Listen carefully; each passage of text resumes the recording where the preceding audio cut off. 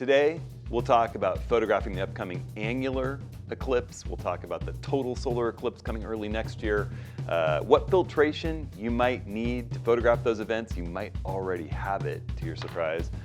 And I'll also give you my first impressions of the new Leica Q3 that landed in my studio this week.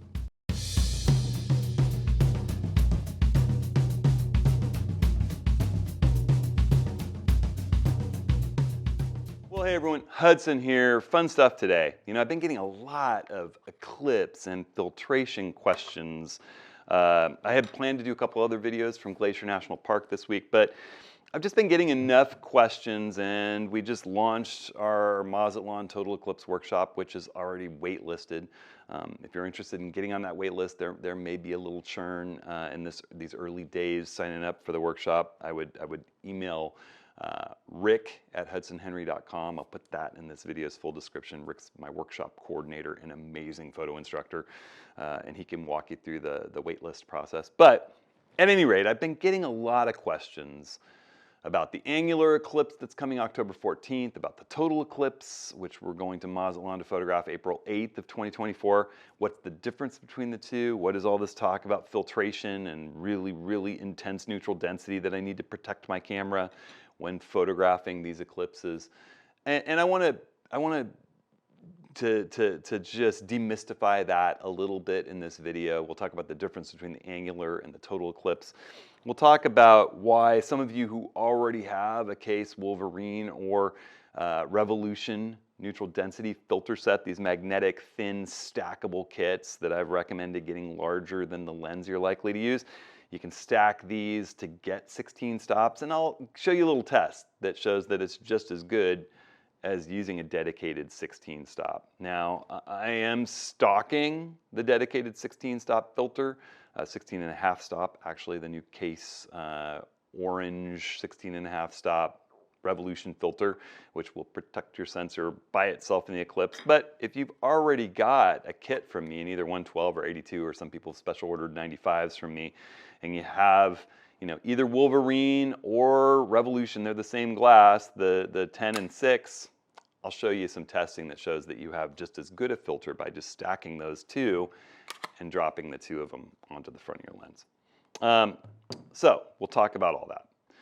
It's also been a really exciting week for me here in the studio. It's been hard to stay focused because I got my new Leica Q3 that I've been waiting a long time for. At the end, I'll talk about some of my first impressions of that.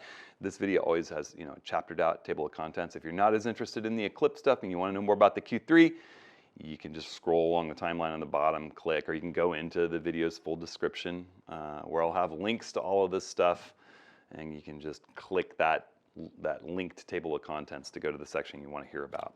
I also got an interesting lens from Viltrox. It's a 75mm 1.2 made for APS-C, so for the Z50, Z30, ZFC crowd.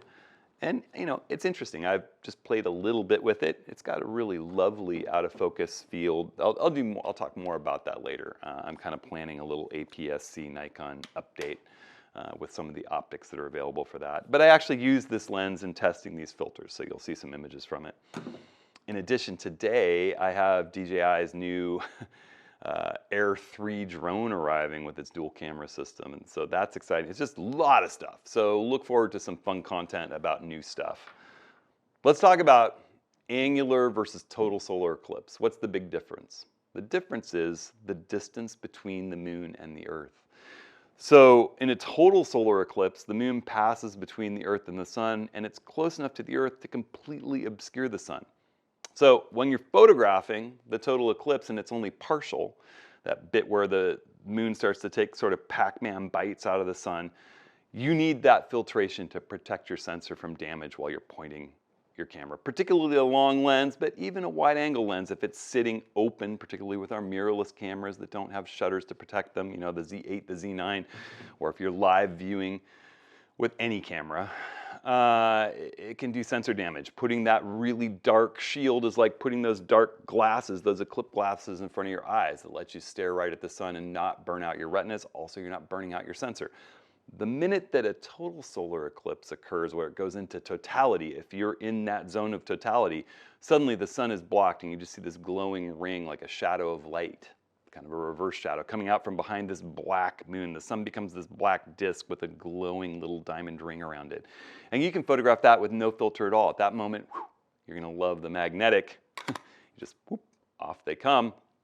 And you can just point your camera right at it and shoot. You can take your glasses off and look right at it. You're gonna be just spellbound. From my experience in 2017, by the way the shadows change, the 20 degrees coolness, the 360-degree sunset happening around you, just the sight of this black disk in the sky, it gets crazy, and everyone around you is just going to be, whoa, having quite an experience. So that's the total eclipse. The annular eclipse, the moon's a little bit further away from Earth, and it appears smaller against the sun, and it doesn't completely obscure the sun. You have a ring of the sun still showing. You got to keep those glasses on. It's not going to be the same intensity of an experience. It's still a beautiful thing, and you can photograph it, but you're going to need to have that heavy-duty neutral density, you know, somewhere around 16 stops of neutral density in front of your lens. So let's talk a little bit about whether or not it makes sense to just stack the 10 and the 6 stop filter. That I know many of you have these new Revolution filters in either 85 or some specially ordered 95s from me, or 112. I know a lot of people in the community have already bought these filters and have the 10 and the 6. I'm going to just show you through some objective testing the color neutrality of this stacked pair and the image quality of the stacked pair as compared to the color neutrality and the image quality of the straight 16.5 stop filter. And you can purchase either of these filters through my store. You just click this link right here or go to hudsonhenry.com/case. And we've got the new Eclipse filter in both 82 and 112 millimeter sizes in the store. Of course, you can always special order any other sizes or any other Case stuff from me. Just hit me up and we'll send you an invoice for that. All right, so let's jump outside the studio for a second and run a little test and look at some images that result from that back here on the computer. All right, so I'm here at sort of the backyard of my house, front yard of my studio. And I got a few things set up here just to test a solar filter setup. Whether you have a full set of Case, Wolverine, or these are the Revolution filters, to combine a 10 stop with a 6 stop filter to protect your sensor when shooting the eclipse, the annular eclipse, or the partial portion of the total eclipse. You don't need a filter at all for that moment when you're in totality. You can take your glasses off and look right at the eclipse. But we're gonna go ahead and test this 16 stop eclipse filter, this solar filter that Case is putting out, and compare its results to just stacking the 10 stop and 6 stop neutral density filters that come in our Revolution kits. And I know that a lot of you already have. And my methodology for doing that, we're gonna check their color accuracy, and then we're also just gonna go ahead and shoot the sun. It's a sunny day, beautiful blue sky here in Oregon, and the sun's high, so it's gonna be a nice test. So my methodology, essentially, I got my Z6 II here, and I have this kind of fun 75mm 1.2 Viltrox Pro lens that they just sent me. I've barely tested this out, but I thought the 1.2 aperture might be kind of fun. And you know, what the heck, we're just testing one against another here. So essentially what I'm doing is stopping down to f1.2, dialing in my exposure. I got my lens cap and a UV filter magnet. The Revolution UV filter is black, the lens cap, and to take those guys off. No filter at all right now. And look at that, at 8,000th of a second, f1.2, 100 ISO. I'm pretty much perfectly exposed for this color checker target that I have set up. I've already gone in and preset a white balance perfectly neutral to that gray in the color checker. So we're white balanced for this light at this moment with that color checker. And that's really easy to do. You just go into your white balance, go to that custom white balance, the preset white balance, choose one of those white balance settings. If you're a Nikon person, hold the OK button down. It'll show a square, put that square over something that's neutrally gray, like the gray card, and hit OK. Boom, you have a custom white balance for this particular scene. So I've done that. We're not going to have any kind of white balance change in this. And I'm just going to go ahead and shoot that target. I'm using a little exposure delay because we're going to be doing some longer exposures maybe when we shoot the sun. So we've got no filter whatsoever, just this lens sitting there. Now I'm going to throw my Kase 16 stop Eclipse filter on there. And I'm gonna dial the exposure way, way back to get that same exposure at ISO 100, f1.2. We have to go all the way back to 10 seconds. So I'm gonna go ahead and take the same shot, still focused. And what blows my mind is these new mirrorless cameras will autofocus through 16 stops of neutral density. So we're taking that image right now. There it is. Take a look and play it back. Wow, it looks really identical to the one I just took before. Very, very color accurate. Okay, then what I'm gonna do is pull that 16 stop filter off. It's got strong magnets. I'm gonna throw my 10 stop neutral density filter on, and then I'm gonna throw my 6 stop neutral density stacked right on top of that. And my exposure is still looking to be the same at, wait, how did that jump to there? Yeah, to 10 seconds. Hit that button. There we go. It's taking, with the exposure delay, it takes a little time. And then we have a look. Looks very, very similar. Okay, so now what I want to do is actually shoot the sun with this same exact setup. So I'm just gonna angle it up, look through the camera, not directly at the sun with your bare eye. I'm gonna center it up in the frame. I'm gonna make sure I have spot metering active. I'm gonna pull out my screen so that I can see what I'm doing without bending down too much, and I'm gonna dial in an exposure that makes sense. In this case, I'm not gonna use f1.2. I'm gonna go to like f11, and it is hot in this sun. This is something you're gonna deal with until the eclipse actually happens. And I'm gonna dial that exposure down until I'm about, I don't know, a stop underexposed, somewhere right in there, and then turn on my bracketing. I have that programmed to my function 1 button, and I wanna take, because I have the Nikon Z6 II, I wanna take 3 exposures, 1 at my initial metering at the what's reading on the light meter, 1 3 stops underexposed, and 1 6 stops underexposed. And I'm gonna use that same exposure delay. These are much faster exposures. There's 1, there's 2, there's 3, and then we're gonna use that exact same methodology, and we're gonna shoot those again with the 16 stop filter. Here's our first, here's our second, and here's our third. All right, so we can have a look at how color neutral everything is according to this color checker target, and we'll see how the sun looks through that 16 stop filter versus the 10 and the 6 stop filter. And my assumption, and I'm pretty sure I'm gonna be proven right, is there's not a whole lot of difference. If you've got the 10 and the 6 stop filter, you're pretty set for these eclipses that are coming up. All right, so let's have a look at our test results here. This is having a look at those color checker test results to kind of check the color neutrality of each filter. This is the 16.5 stop Kase Revolution filter, their Eclipse protective filter. And you can see my wife Stacy's acting as a lovely hand model. She also filmed that segment out behind the studio here.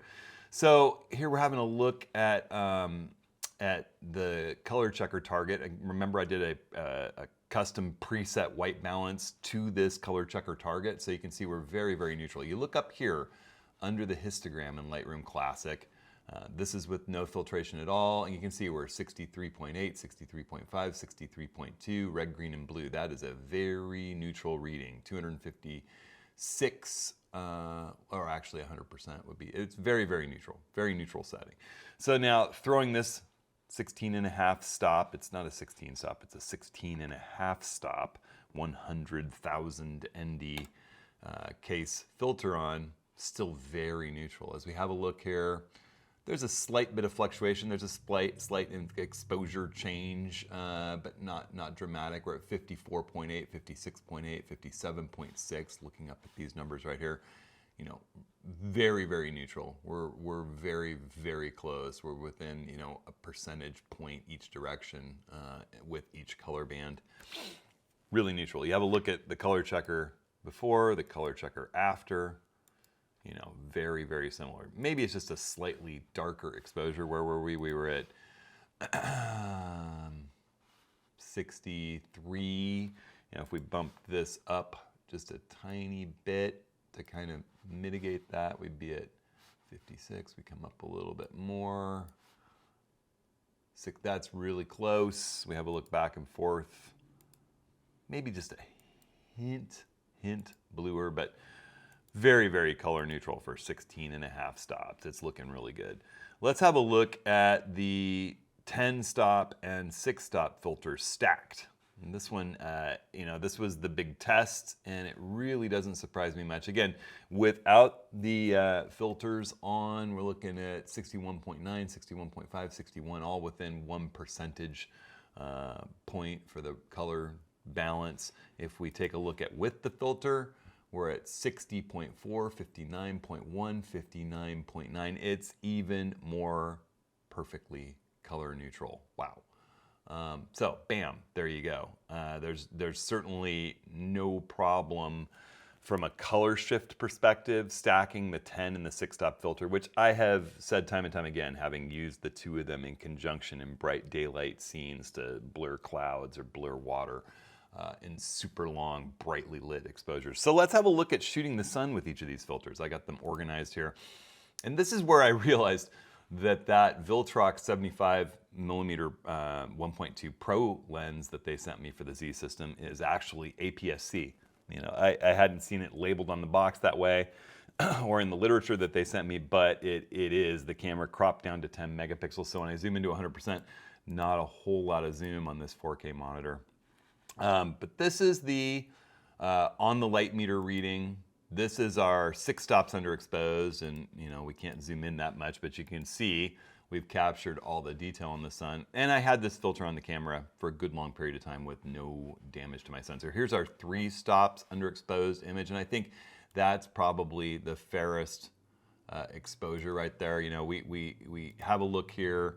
You can see detail in the sun. I went ahead and swapped out to my 105 millimeter 1.4 full frame lens. So we actually have sort of an equivalent lens, the same exposures. And if we drop our highlights just a little bit, I'm pretty sure, let's jump up to 200% view.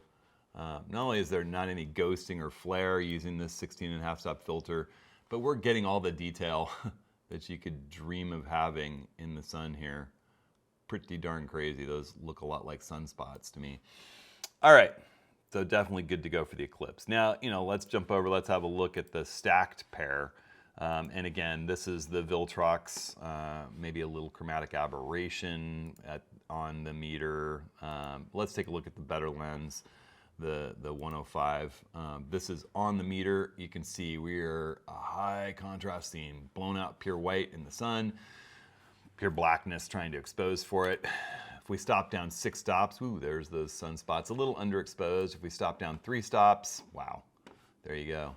Nothing overexposed. We pull the highlights back just a tiny smidge to see some of that surface detail.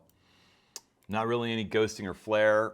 It's looking like a sweet setup either direction that you go for the total eclipse or for the annular eclipse or any kind of solar photography. It's protecting the sensor, and they are not degrading image quality or color balance in any significant way. All right, cool stuff.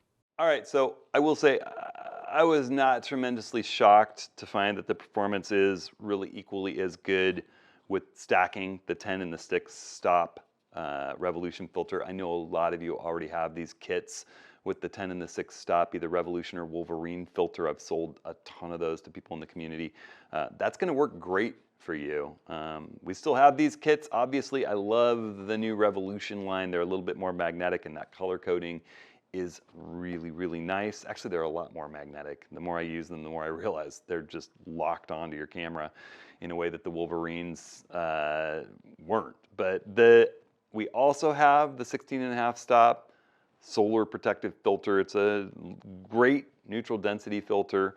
If you don't have a filtration set and you want that for the Eclipse, it's really, really nice. And that, as the total Eclipse goes into totality, whoop, I told you the magnet's strong. You can just pull it right off your lens, slip it back into the case, and shoot that total eclipse in the moments of totality without the filter. You take off your glasses, you take off the filter. For the annular eclipse and for those partial moments in between, before totality hits with the total eclipse and after totality is ended, you're going to need that filtration. So there you go. I'm not surprised that the 10 and the 6-stop filter work so well, because I've used them in conjunction, stacking them in really, really bright situations when I wanted to blur cloud movement a ton of times, and it's been very neutral, and you know, it's the same thing essentially. So there you go. I don't think you need to run out and buy a new filter if you already have the kit.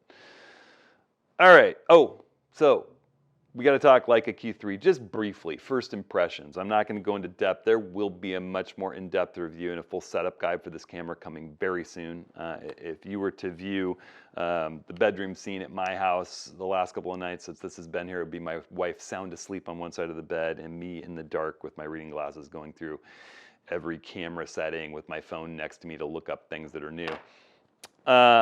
So it's kind of a funny scene. Till about 2 in the morning, and then I finally bleary-eyed pass out. It's been a fun and exciting journey exploring this new camera. Leica doesn't come out with new versions very frequently.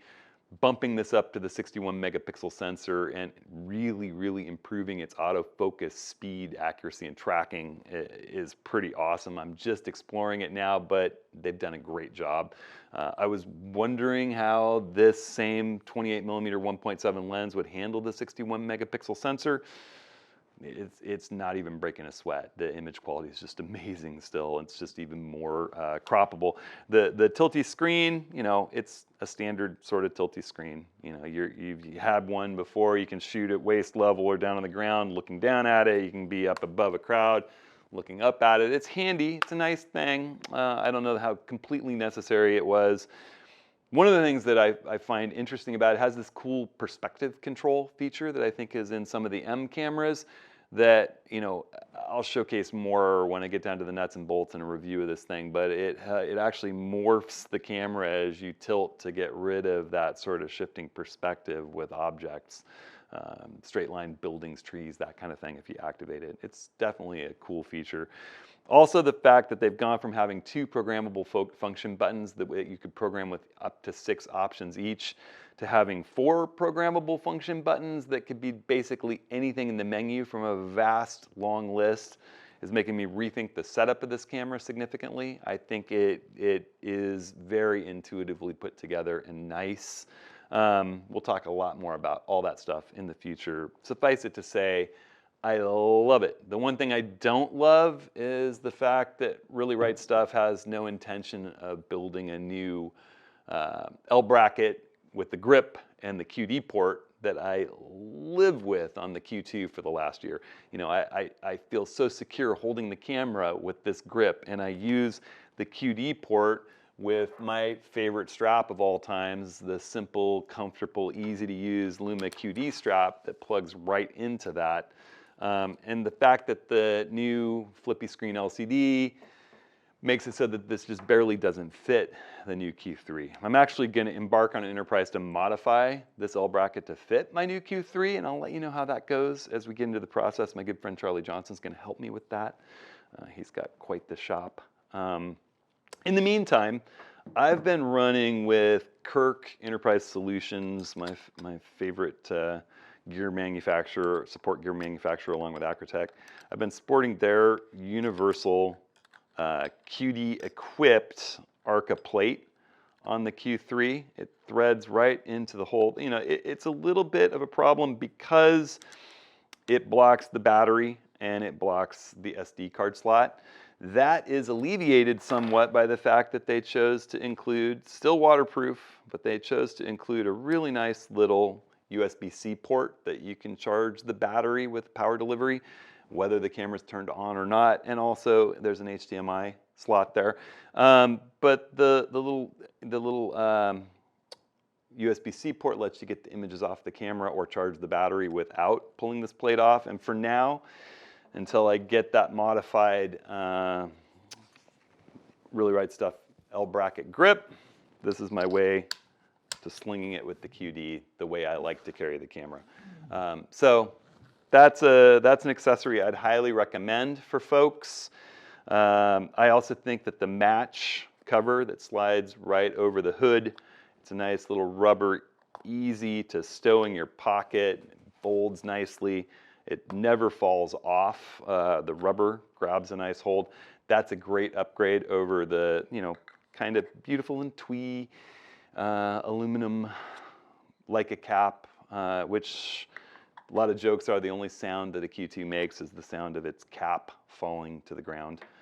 So that's my kind of take on that, is that they're not that secure. I really like the rubber match cap. I'm putting links to all this stuff in this video's description. It's also over on my website. You just click and run over to hudsonhenry.com/ATS links. You can click here or just go to hudsonhenry.com/ATS links. And with the Q3, you'll find recommendations for these particular accessories. I also think that, if you're using Kase filters, I love using the 82mm filters with this particular lens that the Q cameras have. And basically you just thread that hood off and thread your 49, I think it's a 49, to 82 or even a 112, but I use 82 generally with it, adapter, magnetic adapter, and boom, suddenly I got my polarizer on there. It spins freely in the adapter. Easy as pie. So I have, all those Revolution filters for the Q in this little case with me at all times, ready to go. So it's as easy as that to do some neutral density work. If you're into the whole minimalist thing, but you still want to be able to get onto a Arca clamp on a tripod, this camera pairs really well with my custom featherweight tripod. I often carry that along with me just in case I might need a tripod. I think that Luma Labs, the same people who make this strap, make these really beautiful, ultralight, small, kind of incredibly designed titanium Arca plates. And this little tiny TIE Fighter shaped one, the smallest one that they make, I'll put a link to that too, fits on this camera really nicely. Still gives you access to the battery. It blocks the memory card door, but again, you just plug in via USB-C and this camera really quickly spits out those images to your software of choice. So there you go. That's the Q3. It's oh, there. See, I don't have my plate, but I got to switch it back. I have to have that QD. So this camera is not going to be far from me in the weeks ahead, and I will, as soon as I'm ready, do a review with sample images and a complete setup guide for this camera. It's been really exciting to have it in my hands. So there you go. All right, everybody, hit me up with any questions about filters, about the eclipses, about workshops. We just did, like I said, a great office hours this Tuesday that's archived in the live events, and you can click in. We talked a lot about the upcoming workshops in 2024, spit out some dates, talked about the process for getting people signed up for those. So if you're interested in that, jump over there. Again, your comments, your questions, your emails drive the content of this channel. Look forward to some fun stuff from Glacier in the weeks ahead, along with some reviews of a lot of cool new kit. The Q3, the new Mavic Air 3, lots of fun stuff. The auto capture for the Z9, there's lots of fun stuff to share. All right, everybody, thanks so much for watching. Stay safe, stay creative, and we'll see you next week.